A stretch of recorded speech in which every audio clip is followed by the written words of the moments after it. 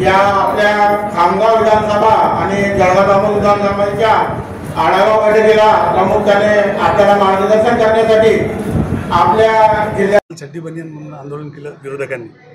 आपल्याला टोला देऊन आपण काय केलं होतं?